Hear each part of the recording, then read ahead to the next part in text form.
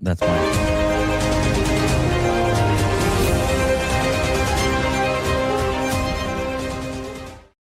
Welcome, angry faithful, to the What the Hell on Fridays, where we get into the news, find any kind of political bull stuff that happens, and report on it. The main thing that we wanted to go after right now, and probably there's going to be a lot of people talking about it, is Tulsi Gabbard has resigned. And the reason why she resigned isn't because of anything that the political system has done or is doing. She got out because her husband was diagnosed with a severe bone cancer. This is her post on X. I'm deeply grateful for the trust President Trump has placed in me, for the opportunity to lead the DNI, Department of National Intelligence, for the last year and a half. Unfortunately, I must submit my resignation effective June 30th, 2026. My husband, Abraham, has recently been diagnosed with an extreme rare form of bone cancer. He faces major challenges in the coming weeks and months. At this time, I must step away from the public service to be by the side of my husband and fully support him through his battle. So everybody's probably going to say the reason why she's out is because she got upset with Trump or something to that extent. No, her husband has bone cancer. Praying for him. Put him in your prayers. I mean, that stuff is no joke. So, yeah. Hopefully he gets through it. So, other news. Do you know they already have a replacement? Yeah, they probably already had a replacement for the longest time. There was some sources that said she was getting out earlier than that. He's Cuban, so he's gonna go through a lot of stuff to go through that. Yeah, but you did see that wasn't a Cuban outfit. I know it wasn't Cuban outfit. It was Tulsi Gabbard outfit with the Tulsi hair. You know how she got her hair like that, right? It was an incident in the military. Something happened, and she decided to keep it as a reminder. It wasn't. What had happened was, it was a scary situation. It's very rare that it actually does happen. What happens is if you're in a stressful situation, i.e., battle, and a lot of stuff doesn't go as planned and you get scared, it's called a fear strand. That's actually what it's called. It's called a fear strand. You get gray hairs really fast because of that. I mean, it looks cool. Makes her look roguish. So, anyways, like I said, hopefully Tulsi Gabbard, her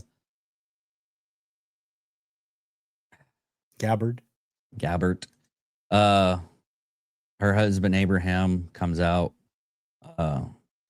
and hopefully she's a really good part of the political spectrum. So, speaking of out, gone. Oh, yeah. Alan Green. Yeah, his Texas seat has been removed. So does, you're kind of late on that one. His seat and Jasmine Crockett's seat. You like to report stuff like really, really late, like half a year. Well, did we already report that a few weeks ago? We reported that 3 months ago. We did? Yeah, because we're talking about the redistricting, and Al Green's got canned, and so did Jasmine Crockett's. So yeah. Anyways, the biggest news that's happening right now is Trump is not going to Florida, but this is what's happened so far. He's got rushed back to the White House. President Trump's daughter, Ivanka Trump, was targeted in an assassination plot by an Iranian IRGC trained terrorist. This is coming from the New York Post. Muhammad Ali al-Sadi, an Iraqi national who was recently caught by federal law enforcement, pledged to take out Ivanka and had a blueprint of her house in Florida. The plot was part a revenge against Trump for killing General Soleimani. Absolutely terrifying. Former deputy military Ashate told NYP, New York Police Department, New York Post, after Kazemi was killed, Al-Sani, went around telling people we need to kill Ivanka to burn down the house of Trump the way he burned down our house. We heard that he had a plan of Ivanka's house in Florida. Thank God she's safe, and the guy's in custody. So that might be one of the reasons, but this is one of the things he's already apprehended. So I don't think it's actually that. It's just one of the things they posted about what's happening with Trump right now. Well, if they did that, if they went after Ivanka, I figure is he pissed enough to just decide to level Iran? I hate to say this right now, but for the past, he gave him 7 days. Then he gave him 10. And then nothing. He needs to take action because they haven't said anything. And everybody's like, oh, you're just a warmongering. No, I'm not warmongering. You put us in a situation, okay? If someone comes up and targets Bill, and I go, well, we're going to be around there. Better watch out. And I don't do anything other than just say that. Someone's going to go after Bill. Now, if I go, hey, I'm not going to be online for a couple of weeks because I'm going to have to be outside of Bill's house constantly with all my armaments to protect Bill. Even though we advised the police department to do a courtesy check every couple of, hours for a month until the suspect is taken care of. If it's a viable threat, then yeah, that's a course of action that you have to do. What he is doing now, and I understand the reason why we can't do anything too bad right now is because we don't know who we're dealing with. We probably still don't know who we're dealing with right now. Some people are saying it's the president of Iran. Some people aren't saying anything. The main problem that we're having right now is for the main thing on the treaty that we want right now is all of their radioactive material. We're trying to get all that. That's part of it. We don't want them to have that because even at 60%, you can make a dirty bomb. So there's that. As of right now, I think that's what I hope they're doing is they're taking action and carrying around a big stick. because that's what we need. We need these people to stop what they're doing, put their pen on the paper and sign that treaty. One, we need that straight open. We need a lot of stuff being done right now. It's like everything else, like during the Afghan war, the GWAT. We basically took over Afghanistan within probably about 3 weeks, maybe less. And we mowed out the Burger King and Pizza Hut and all the stuff at the flight line and made a base. And then we tried to get everybody and give them democracy. They don't do democracy over there that much. That was nation building. We've only done it twice. And that was after World War II. We kind of did it in South Korea. But after we did that, we thought we were succeeding. It was because there are people that actually want to believe in democracy. And it's been beneficial for us. Germany, not so much right now. Japan, a lot in Japan. Japan is actually a really, really good trade partner right now. But other than that, yeah. Well, he has a strategy a few weeks ago, and he said he would give it 3 to 4 weeks, and that's to starve them out. They said with the amount of money that they'll lose in the blockade, they could last 3, maybe 4 weeks, and they're not going to be able to pay anyone. Well, even as of right now, our blockade is causing way too much damage. And this is just my opinion. It is causing way too much damage. One, those tankers are leaking oil into the Persian Gulf right now. Well, the tankers aren't. No, the tankers are.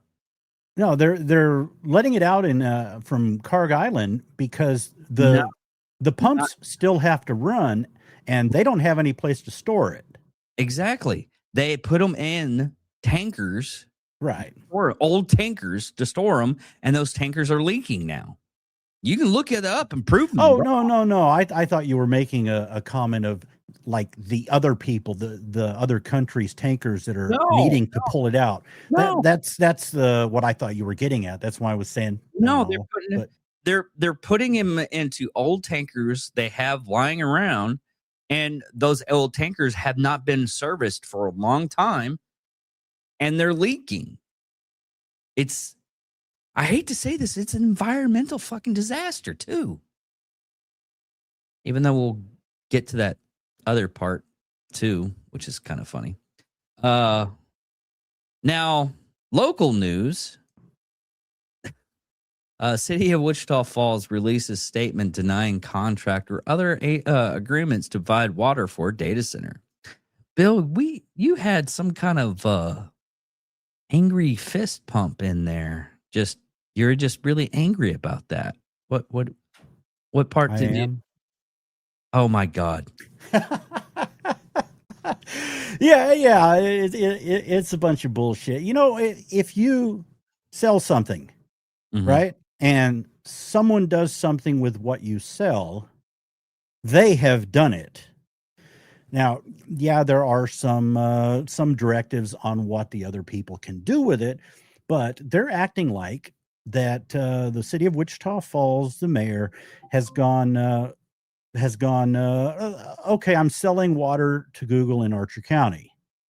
No, we sell water to Archer County through the Wichita Valley Water Supply Corporation. They provide it to Archer County. So it isn't some new ass thing that, oh, look, he made an agreement. How old is that ass thing? 1991. We signed the first agreement with the Wichita Valley Water Supply Corporation in 1991. And that's what they're all in an uproar. The way the Times and Record News in Wichita Falls wrote it. It sounds like they just now made some agreement. And it doesn't matter that it's been corrected. They put it out there. Channel 6 put it out there. Then then they did a correction, but it doesn't matter because the liberals all over town that are the anti-data center zealots have taken and copy pasted that over and over and over. They're posting it in the rants and raves group probably it seems like every couple hours it pops up. And I haven't gone back and followed up on my comment, but I did make a comment that, hey, that agreement's been around since 91. And I'm going to do a screenshot of the document. I mean, they followed up with various different stipulations, amounts, and all that. And one of the things is they said 150,000 gallons. Is that what they're saying it was? And then it's 30-something thousand gallons. Well, my car has a speedometer. It's 160 miles an hour. Mm-hmm. I can't do that. It's limited, governor, to 144. Okay. Do I do 144 miles an hour? Can I? Yeah. Yeah. In an emergency, I could, but not usually. Okay. I won't say fell asleep one time. My wife was driving, and when the car was newer, you really couldn't hardly tell the thing was moving. And I opened my eyes and went, holy shit. I won't say the speed she was going, but it was slightly above the speed limit. Mm-hmm. But normally, 75 miles an hour? So the car has the capability. So when someone takes out a contract on water, one, they might not have exactly known the full specs of what they were going to need as far as how many people were going to be working there and needing water. So they're going to overestimate. They're going to put a buffer in. They're going to say, we might need this much water. Well, some data centers, say up north, if they're evaporative cooling, they might need that much water that they submit for a couple of weeks out of the year. And then the rest of the time, they may need a tenth of the amount of water. But the activists always point out to the largest amount that they have requested. Well, now that they've gotten things worked out, I think it's 32 or 36,000 gallons a day is what they're looking at. And the data center itself is advanced air cooled, so it itself is going to use no water for cooling of the processors. It's just for landscaping, sinks and toilets and all that. Oh, okay. But that's what they're pushing around right now, and it's easy to do stuff like that. Let me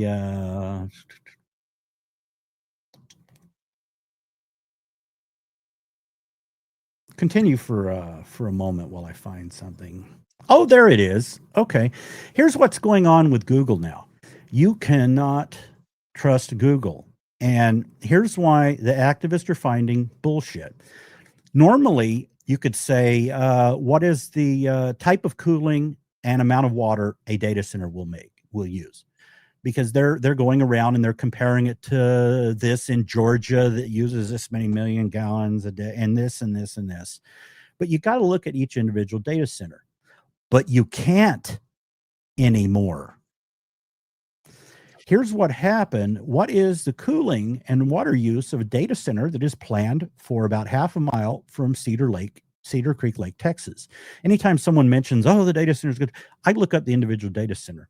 Here's what it came up with. The proposed data center near Cedar Creek has drawn heavy local scrutiny. The massive AI facility is projected to consume 1 to 5 million gallons of water a day. Okay. What? Now, I went into that last week, the 1 to 5 million gallon bullshit stat that they keep using, that it's from a 2023 study that used only evaporative cooling data centers as an example. It didn't use any of the low water usage. And then, like I was saying, only a couple of weeks out of the year might they even use that. It used evaporative and the highest amount of the year. So I was like, what the hell? I said, is the facility specs 1 to 5 million gallons per day, or is that an activist talking point? So they've Google bombed the net now to the point where they've manipulated AI algorithms. So it went, well, the 1 to 5 million gallons per day is a generalized industry benchmark. No, it's that phony study. And I said, here was my response after it did all that bullshit. I know where the 5 million gallons per day study they throw around originates. It's a BS figure, was from 2023, blah, blah, blah, just like I said. They didn't use this, that.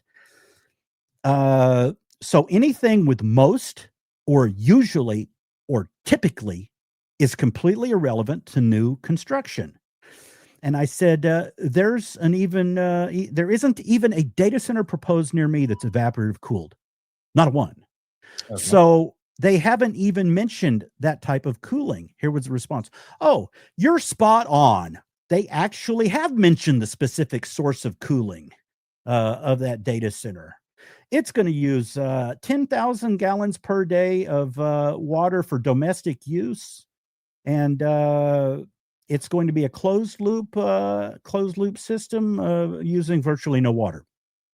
So it took 3 prompts for me to actually get the specs of the data center, when in the first one, I was asking for the specs. So they've manipulated the system. So if someone looks it up, they're going to see that 1 to 5 million that totally doesn't apply to the data center. He said, you're spot on that the activists have mentioned it all over the place. So that's why I'm pulling that information in. And that's where we're getting the issues. It's just pure manipulation. And I've seen that in more than one. I've got another one. Here's one more good one. Are there any evaporative cooled data centers planned for North Central Texas? Yes. Evaporative cooled data centers are heavily planned and actively expanding across North Texas, though they face intense public and regulatory pushbacks. And I went, the anti-data center activists here push the idea like all data centers use a lot of water. I know no data center proposed around here are water guzzlers. They all use closed loop advanced air cooling. By the time they actually go online, many will probably use direct to chip. So how many proposed data centers around here are actually, by their specs, evaporative? Oh, based on the specs, 0. 0 of the proposed or recently approved data centers in the Wichita Falls area are evaporative cooled. And then I moved it up. How many in the North Texas region are evaporative cooled? And only 5% in the North Texas region are designed with traditional cooling. So more than 90% in the entire state do not use evaporative cooling. But in both of the examples I just used, if someone looks it up, they're going to think every one of them use evaporative cooling and use millions of gallons of water a day. This is why the activism is growing. They have successfully, completely manipulated AI. And if you don't know how to search, you're not going to find the real answers.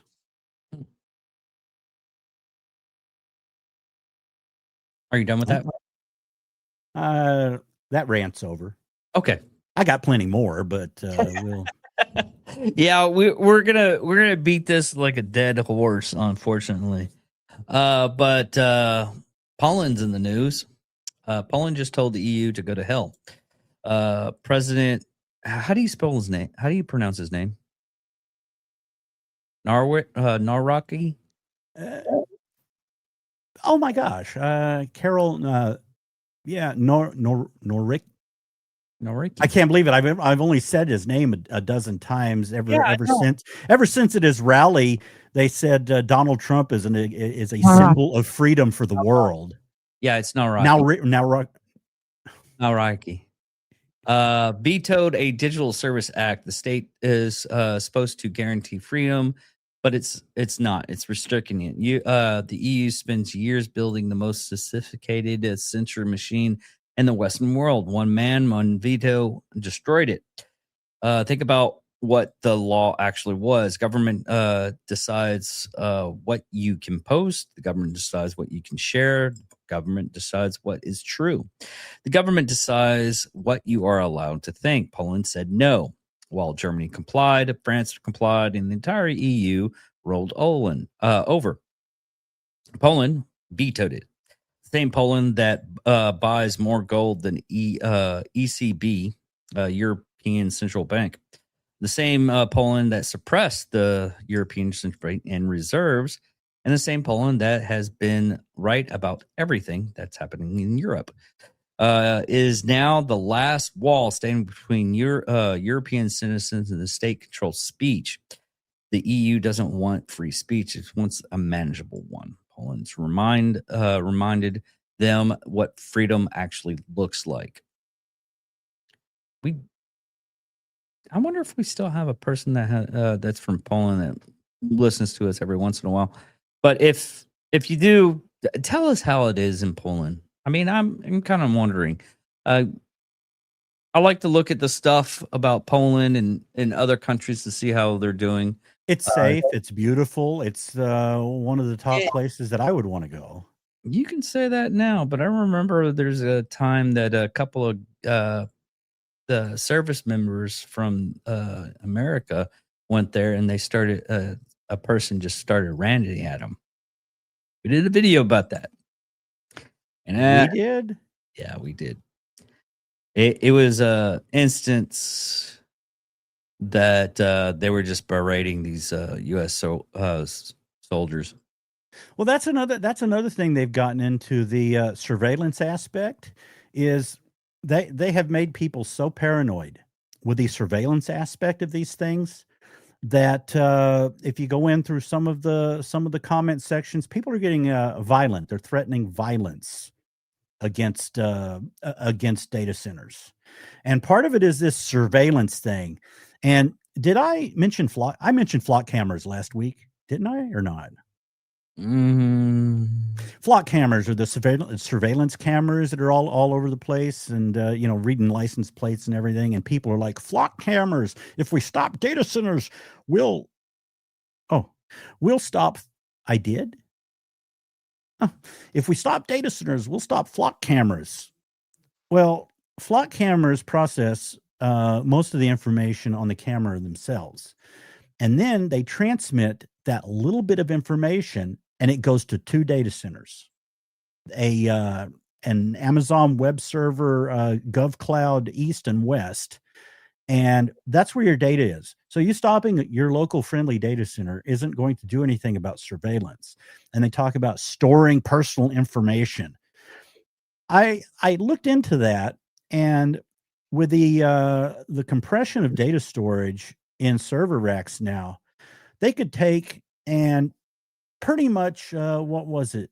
Everything about anyone for 80 years, for all 300 and something million Americans, they could store it in a corner of one of the data centers.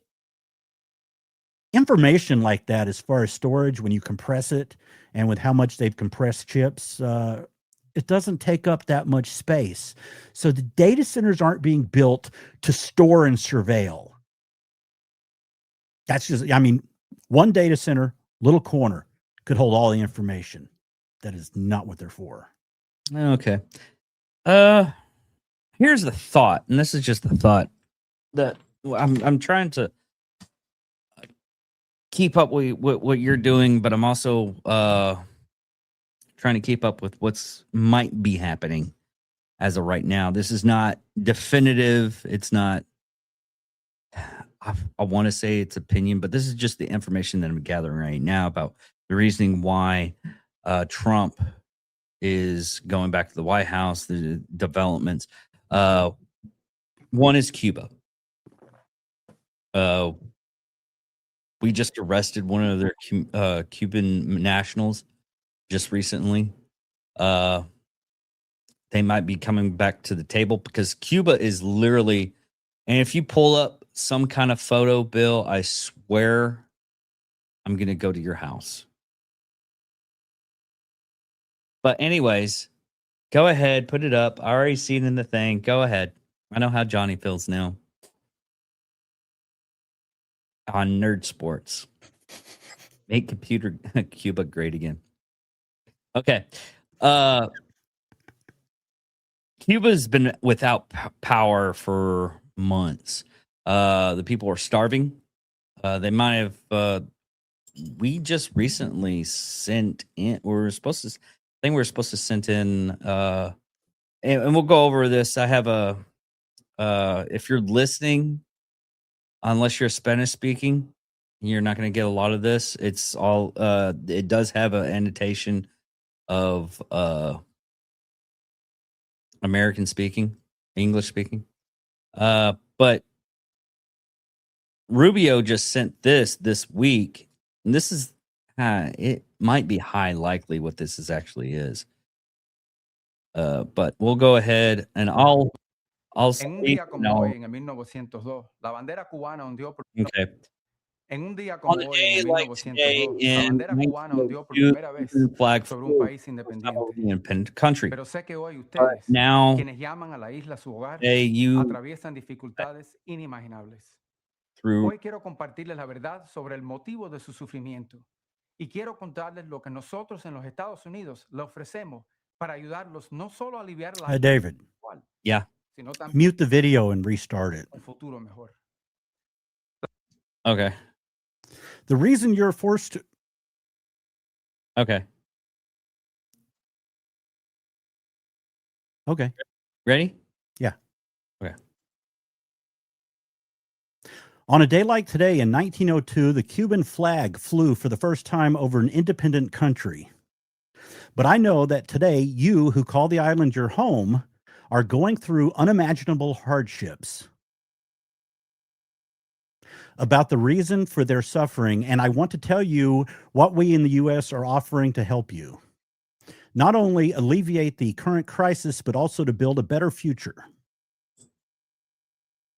The reason you're forced to survive 22 hours a day without electricity is not due to an oil blockade by the U.S. As you know better than anyone, you have been suffering from blackouts for years. The real reason you don't have electricity, fuel, or food is because those who control your country have plundered billions of dollars, but nothing has been used to help the people. 30 years ago, Raul Castro founded a company called Geisha. This company is owned and operated by the armed forces and has revenues 3 times greater than your current government's budget. Today, while you suffer, these businessmen have $18 billion in assets and control 70% of Cuba's economy. They profit from hotels, construction, banks, stores, and even from the money your relatives send you from the U.S. Everything passes through their hands. From those remittances, they retain a percentage, but from Gaia's profits, that nothing reaches you. Instead of using the money to buy oil, like all other countries in the world, they depended on back up a second. Like from the remittances they retain, but from Gaia's profits, nothing reaches you. Instead of using the money to buy oil, like all other countries in the world, they depended on free oil from Hugo Chavez and Maduro to keep the money. But now that the free oil has stopped coming, they buy their fuel for generators and their vehicles while the people are asked to sacrifice. Instead of using the money to maintain and modernize the damaged power plants, they use the money to build more hotels for foreigners and to send their relatives to live in luxury in Madrid. And even here in the United States. Today, Cuba is not controlled by any revolution. Cuba is controlled by Geisha, a state within a state that is accountable to no one and hoards the profits from its businesses for the benefit of a small elite. And the only role played by the so-called government is to demand that you continue making sacrifices and repressing anyone who dares to complain. President Trump is offering a new leadership between the U.S. and Cuba, but it must be directly with you, the Cuban people, not with Gesa. First, we're offering $100 million in food and medicine for you, the people. But they must be distributed directly to the Cuban people by the Catholic Church or other trusted charitable groups, not stolen by Gesa to sell in one of their stores. But the Cuban people are not interested in permanent charity. You want the opportunity to live in your own country, the way your relatives live in the U.S. or in other countries of the world. Today, from media to entertainment, from the private sector to politics, and from music to sports, Cubans have reached the top of virtually all industries in all countries except one: Cuba. Today in Cuba, only those close to the Gesa elite or who are in part of it can have profitable businesses, but President Trump is offering a new path between the U.S. and a new Cuba. A new Cuba where you, the ordinary Cuban, and not just Gesa, can own a gas station or a clothing store or a restaurant. A new Cuba where you, and not just Gesa, can open a bank or have a construction company. A new Cuba where you, and not just the Communist Party of Cuba, can own a television station or a newspaper. A new Cuba where you can complain about a failing system without fear of going to jail or being forced to leave your island. And a new Cuba where you have a real opportunity to choose who governs your country and vote to replace them. If they are not doing a good job, this is not impossible. All of this exists in the Bahamas, the Dominican Republic, Jamaica, and even just 90 miles away in Florida.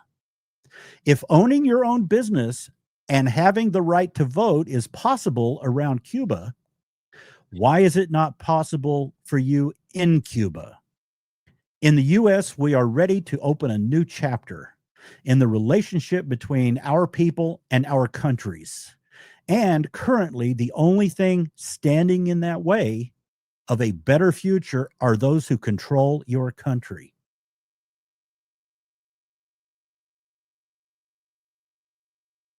Over. I know. You're marveling at my narration skills. I hate your narration skills because they're No? I gotta figure that out before we get done. So yeah, Figure out what, because I haven't, I'm not familiar with it. What Gesa, G-A-E?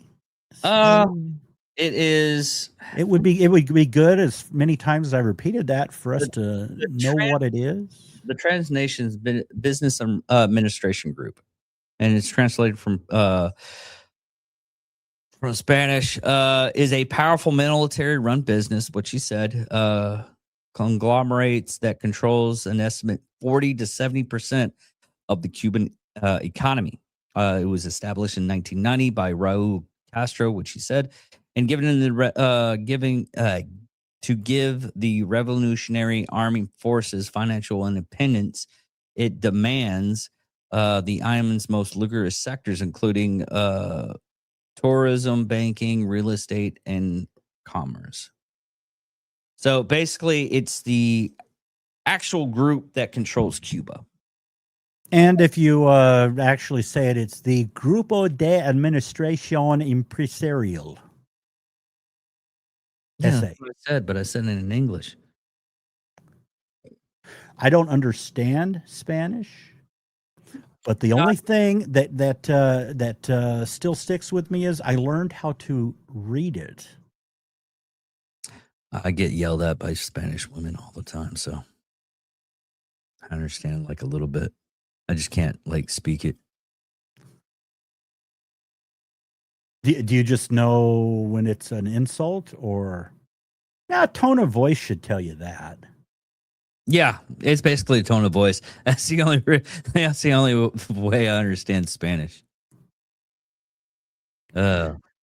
I have a lot of people I don't understand, but I know the tone of voice, so you can just go.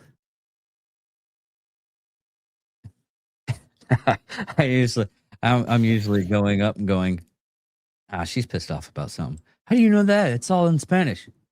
Because it's all towards me, and I know when a woman's being hateful towards me. Been around for a while, so I know that. But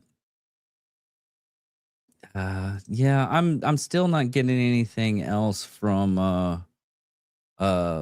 I guess we'll learn in a couple of hours what's happening. I'm hoping it's something to do with Cuba and them getting the supplies they need. And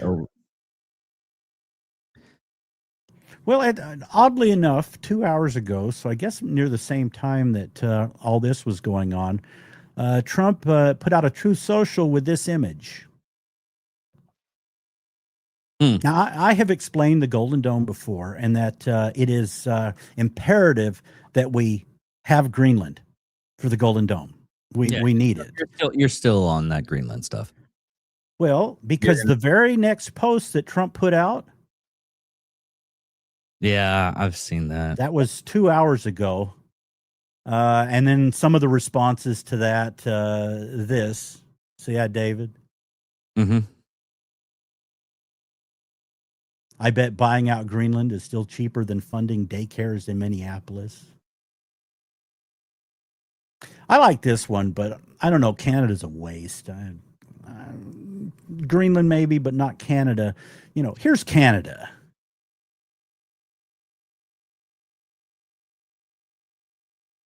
In relation to all of it. Yeah. That's Canada. You like cats. See, the whole reason why our numbers jumped up is because you put pictures of cats. So I did one time, and I wish I knew where the conversation went. I had a big thing going with AI on the carbon footprint of everyone's cat videos and pictures being stored worldwide. And there really is a huge, you can store data on people and the file is small, but when you get into huge high resolution images, that does take some space. And there was a real high carbon footprint of data center power used to store cat pictures and videos. And it even went down, if people deleted 10% of their cat videos, this is how much it would save the earth.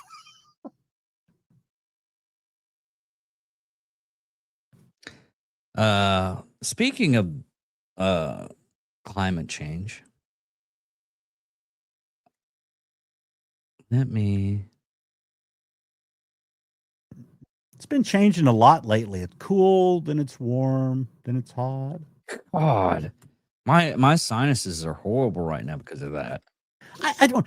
Alexa, no, go away. Never mind. She said that when I asked Alexa, go away. She said that when I asked her the temperature the other day, it was going to be 90 or it was 90, and she said it's a scorcher out there, and I'm like, 90's not really a scorcher. Maybe, don't you know you're in Wichita Falls, you're in North Texas. 90 isn't really a scorcher. Sure, if you're in Chicago, you could say it's a scorcher out there, but not here. That doesn't relate to us. But it'll make all the water evaporate, and then with the data center and all the evaporation from the scorcher temperatures, we're not gonna have anything to drink. You're going a little bit crazy. No, they they just had a statement.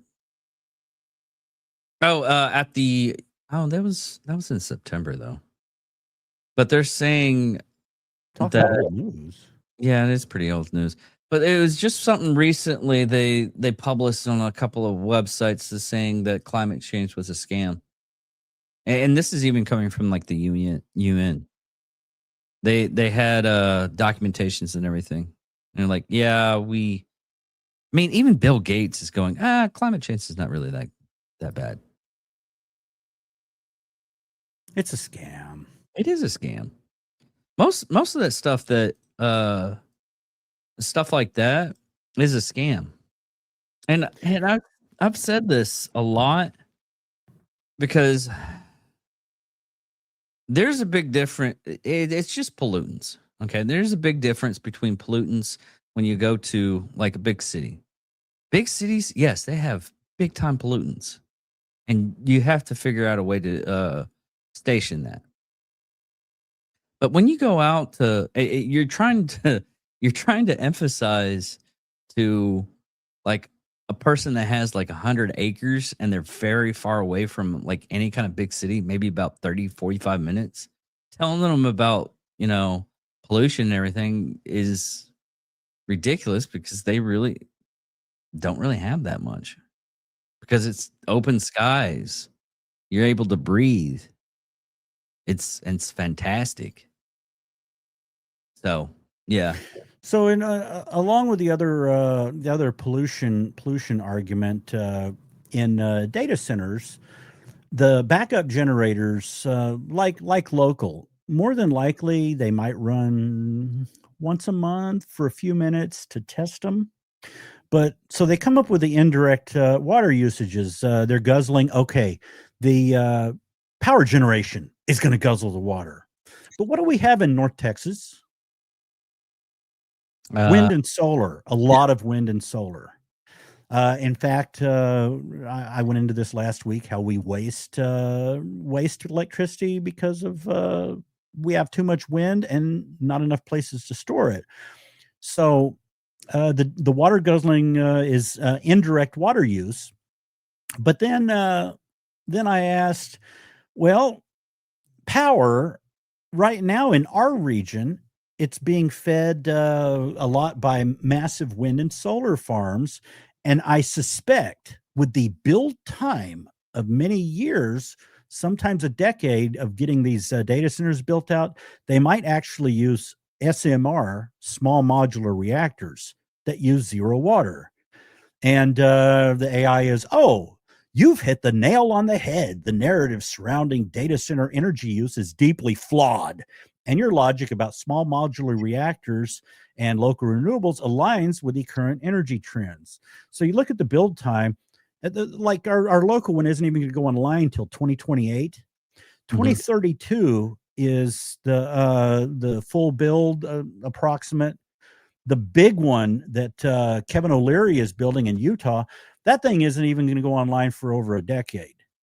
Now, they've pushed the timeline of small modular reactors up, which were going to be 2035 to 2040, and then it's the early 2030s. And now you might see some of them start to go online 2029, 2030, and in mass deployment in 2031 as early as. And a lot of those now use zero water for cooling. So the AI kind of confirmed the timeline of build and the timeline of getting more solar, wind, and small modular reactors is fitting together. So all of these, it's going to pollute and do this, will not by the time it happens. And that's why you can't give exact numbers. The data center we need an exact number of water usage and power. Well, the latest chips are going to be coming out. They've reduced the power usage of them, but they're packing more in. But then the new chips are air cooled, so you don't require chillers. They actually have water flowing through at 113 degrees. They're called hot cooled. So that reduces the amount of electricity you need. So all these people screaming about transparency, we need exact numbers. The technology is advancing so fast. Exact numbers aren't possible because what's a high number today? Their efficiency is going to dwindle it tomorrow.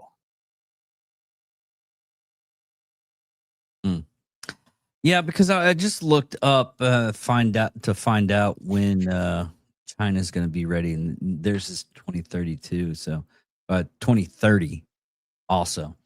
What, small modular reactors? No, they're AI program data centers. They're building dozens of them everywhere. There's not going to be one. Well, that's okay. That's the one that we're severely worried about because France is another one, which I don't foresee anything happening with France, only because they're in the same bracket with Germany with their power supply. So No, France went big with nuclear. France actually has, and this is why they could pose a threat for data centers. They actually have excess power and export nuclear. And what their plan is, as they build data centers, if they need more power, they're going to be building power at the same time. But if they need more power, they can cut their exports of nuclear and feed it over to a data center. So they're fine with it. But what's going on with data centers and the activist? I couldn't believe that he just figured it out a couple of weeks ago. Oh, You're opening an AI data center. Speaking of another issue, in Utah, you're opening an AI data center, and it seems like a positive thing, but there's a lot of protesters. What's going on?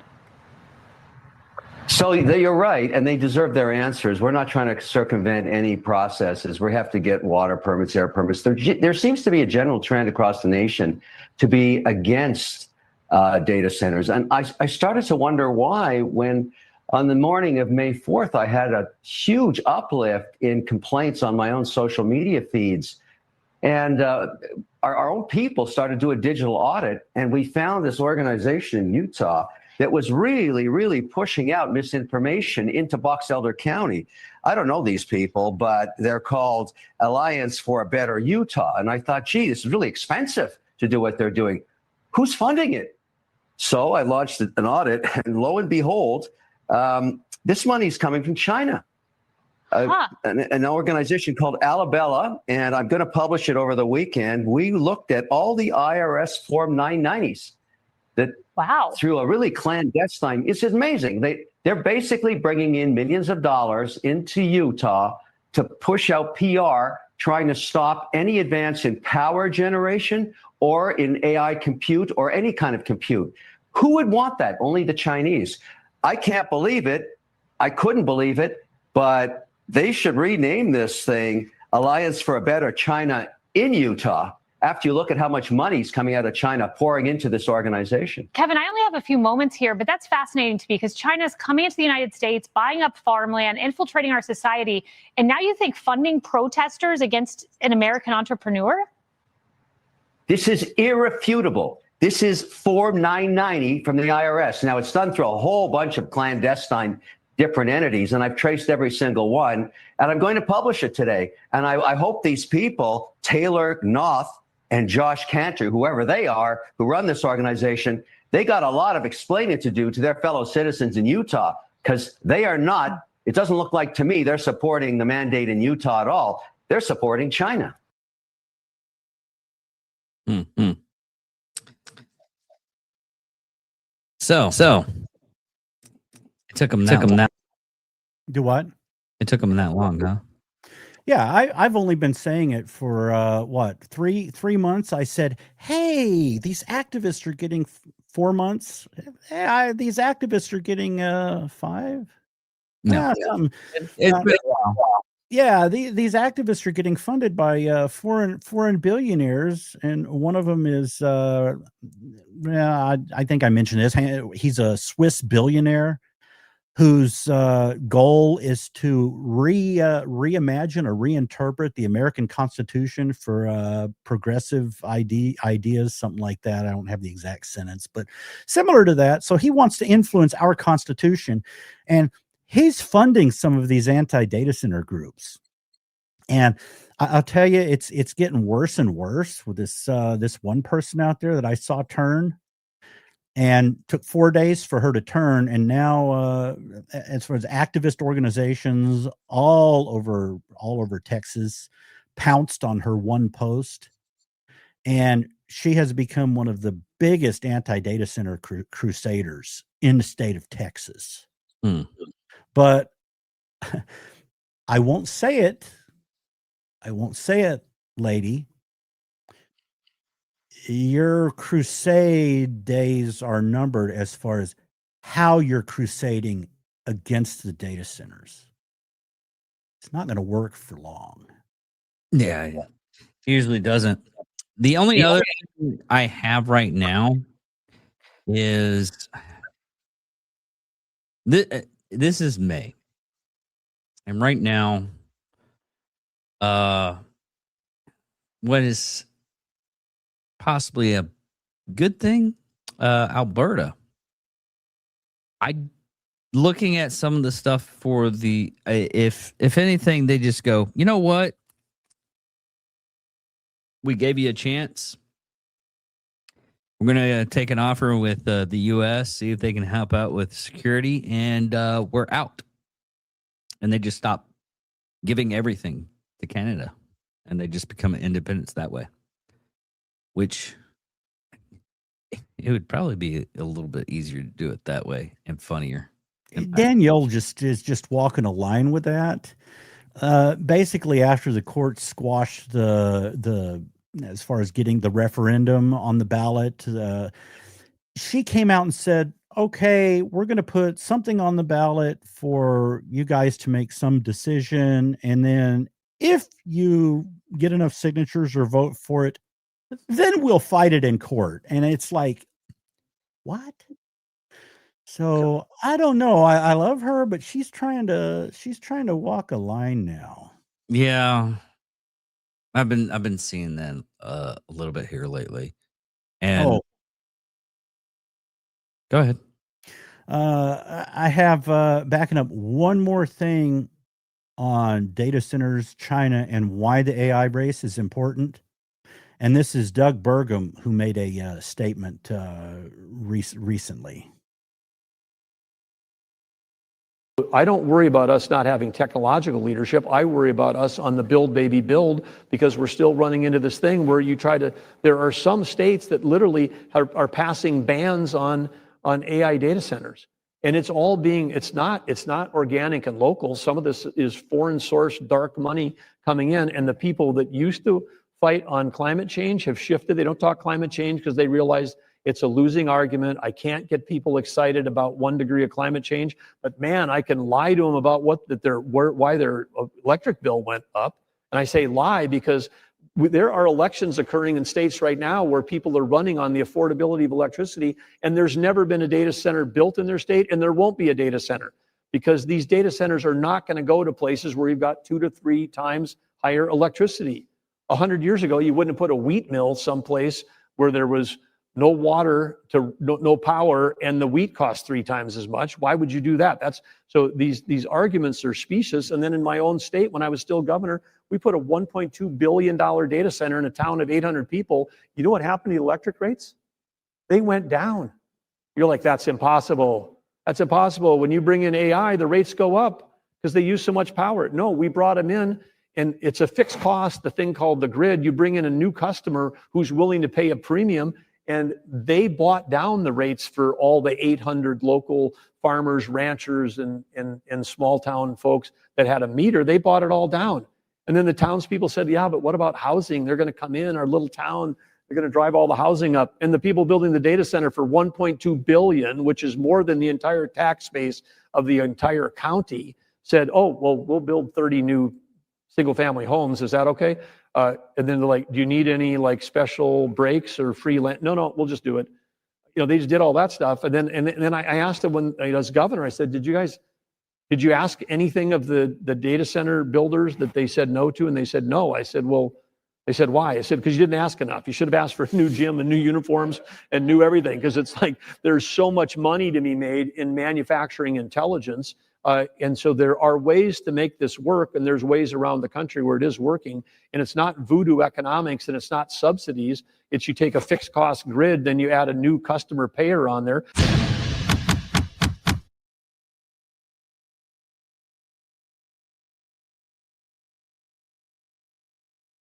Hey, David. I had people texting me about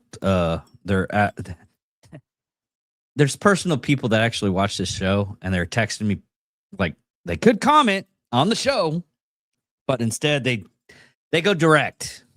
So I went to the I've been watching the comments. I even made a note to you that no one's commenting. I think they're being quiet, even though we have a lot of people in there. Or they're bots. I'm happy. I don't care. I'm not worried about it. The people that are watching are just watching, and thank you for watching. You know, if you can use a comment, helps us out. But you know, no big deal. But to let everybody know, this is what I have so far with the Cuban, with Trump going back to the White House. It is either Cuba or Iran. Both things are the one thing that's going in right now. I would bet Iran right now. Their skies are clear right now. Nothing's going over Iran right now. And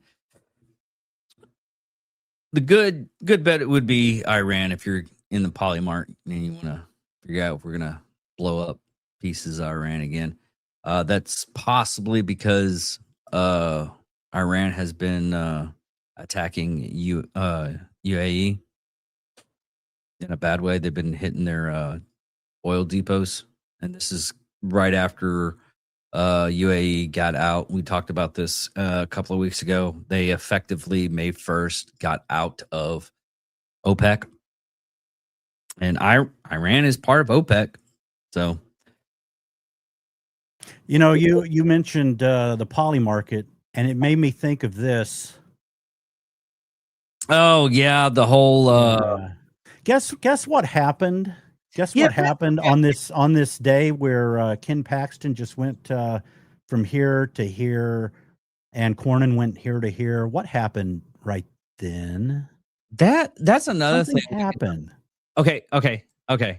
You foreshadowing stuff like that. That's okay. But actually, get about the actual stuff on that. Trump went 41 to 1 on all the people on CNN and everybody else keep on saying, "Oh, But MAGA's dead, isn't it? give me a minute before you interrupt me, Bill." I'm seriously, I need to say I'm sorry to Johnny. Yes, finally, he's gone. But anyways, as Bill tries to fix his camera because it's probably going to explode, Trump went 41 to 1 on all the people that he supported. So everybody from CNN to NBC to everybody saying that Trump doesn't have his power anymore, that he can't help out for anything because, you know, he's damaging his reputation. Guess what? 41 of those people that actually went in, and as soon as he said, vote for this guy, everybody's voted for that guy. And he said, vote for that guy, and Polymarket went that way. Yeah. So Trump still has pull. As much as we want gas to go down, there's some places that the diesel's going up to $6. And unless you're in like California, where they get oil from other countries instead of the U.S. and save $2 a gallon, guess what's going to happen? Oh, you're going to have really expensive gas. Even when the gas goes down, you're going to have really expensive gas. You'll have $3 gas while we'll have like $1.15 gas. So, anyways, everybody, that is it. Do you have anything else, Bill? I'm done. Well, I was looking for I've got two more really quick things. Conoco has done this in California. All right, check it out. We're at Chevron. Sacramento Policies did this Now you pay more. California politics are choosing foreign oils and fuel over local jobs and lower costs. This is at the Chevron right here, okay? Right here. So they're making sure people know that it's Chevron's making sure that people know it's not Trump's fault that the prices are going up. And I've got one last little thing, and this has been officially announced now. As far as it's been approved by the is it Historical Commission that does these approvals? Renderings on your screen right now are from the Commission on Fine Arts' website. They were made by Harrison Design. It's a Washington architectural firm, and they show what the arch will look like from different vantage points once it is built. This is the view from the Arlington Memorial Bridge before, right? This is what it looks like now. This is what it would look like after. From the Lincoln Memorial before and after. From the Lincoln Memorial Circle before and after. And finally, the view from Parkway Drive before and after. Wow. That's going to be just awesome. And I made a comment on that. You know, those are called triumphal arches. And most major countries in the world have them. And I said someone needs to start misspelling it. Trumpful arch. Trumpful arch. He likes the brand. He likes the brand. Anyways, yeah, and I tell you, it's going to be interesting. I'm going to later tonight. I'm going to see. I'm going to follow my sources in Europe that I follow, especially the Germans who really fall into the trolling, and I can't wait to see what they're saying about that in Europe. I guarantee you they're going ape shit.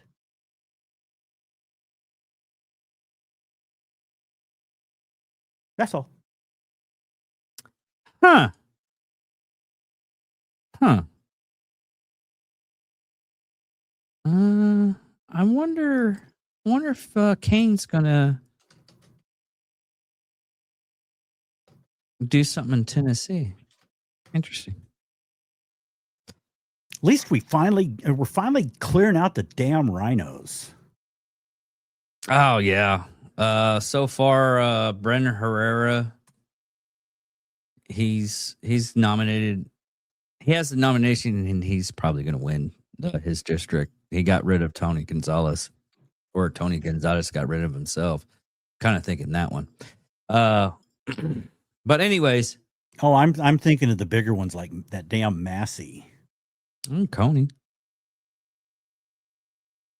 Who? Massey Coney. Our senator. Oh, Cornyn. Oh, okay. I'm no crony, because he was a crony. I sent a request to him today, so I'm not going to say who I voted for right now. Okay. I want my request approved, so It's like he would have to listen to us. And I seriously doubt he's going to listen to us. That would be funny. It's like, I listen to y'all's podcast. Fuck you. You're not getting anything. Click. That would be hilarious. He personally calls you. Fuck you guys. Click. Yeah. Do you think he's one of the multitude of viewers? Yes, probably. He's the one that gave us the thumbs up.